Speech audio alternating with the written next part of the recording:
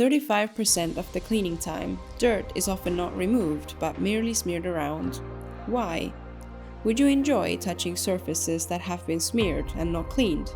Microbes are known to be able to spread on surfaces, and they can cause disease under favorable conditions.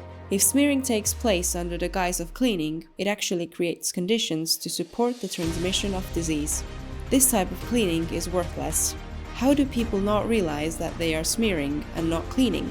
Much like you cannot see germs with the naked eye, it is impossible to determine at first sight when surfaces are smeared. What indicates smearing?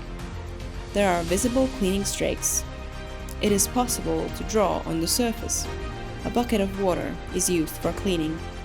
If you find any surfaces around you that you can draw on, then soil has simply been smeared around and not cleaned off. Notice smearing around you, as this could affect your health and the health of your loved ones. Let's create a cleaner world together.